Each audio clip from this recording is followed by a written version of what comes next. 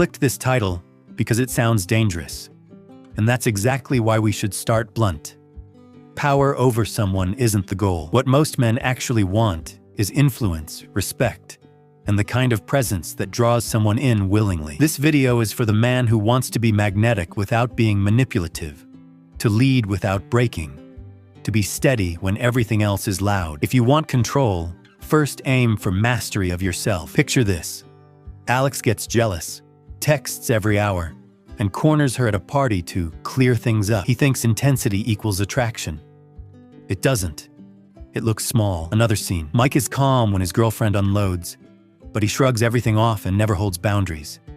She drifts away, then complains that he's indifferent. Then there's Chris. He lives his life, shows care, and when conflict comes, he listens first, speaks second, and acts with consistency. Chris doesn't win people. People choose him. Those three snapshots are the same problem in different costumes. Insecurity dressed as action, kindness dressed as passivity, and presence dressed as calm competence. Why does this pattern repeat? Culture and psychology set the stage. We grew up on movies that confuse drama with depth. Social media trains performance as authenticity. Psychologically, humans test attachment and stability to estimate safety. That's not a malicious trick. It's biology. Structurally, our dating market rewards novelty and punishes neediness. So when a woman pushes, withdraws, or tests, she's often not attacking you. She's scanning whether you're reliable or a source of drama. Stoicism names it plainly: control your mind first. Marcus Aurelius said, "You have power over your mind, not outside events. Realize this, and you will find strength." That is the blueprint. So what does real ethical influence look like? It's the quiet authority you build through competence, consistency, and character. Competence means actually being good at something: your craft, your work, your body, your finances, your art. People respect people who create value. Consistency means your words and actions line up over time. It kills confusion and breeds trust.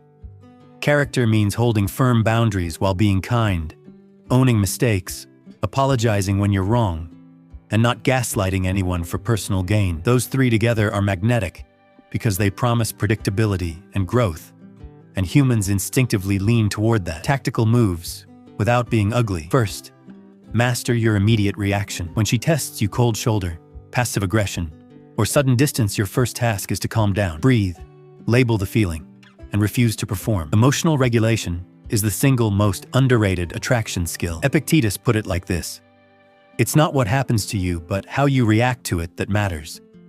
Respond from choice, not from urge. Second, hold clear, calm boundaries. Boundaries are not threats or ultimatums. They are statements of what behavior you will and won't accept, delivered without theatrics. Say what's true, then live it. Third, cultivate your world. Have friends, hobbies, goals, and mornings that don't revolve around notifications. The man who has a life is never desperate for one. A client named Ryan always fixed things for his partner. He paid for mistakes, apologized for her anger, and chased every text. She respected him. A man who has a life is never desperate for one. A client named Ryan always fixed things for his partner. He paid for mistakes, apologized for her anger, and chased every text. She respected him less each time. He switched approach. He started a morning routine, stopped answering midnight messages when they were abusive, and communicated that he wouldn't be drawn into public fights. He didn't punish her. He removed himself from behavior that eroded his dignity. Over months, she either stepped up or left. If she stepped up, respect grew. If she left, he preserved self-respect and avoided a slow erosion of identity. That's not victory over someone else, that's victory over a life of compromise. Another example, Jason perfected options as a tactic. He bragged about other women, posted ambiguous stories, and used jealousy as a lever. That's bait. And bait gets attention that's short-lived and cheap. The ethical version? Build options by living a fuller life, not by manufacturing scarcity. The goal isn't to manipulate desire. It's to be desirable because you're whole. Wake up with a mission that's not her validation. Train your body. Read one chapter that expands your mind. Practice a 5-minute pause before replying to charged messages. Learn one sentence that disarms escalation. I hear you, I need a minute to think, and use it. Build a non-romantic community you invest in.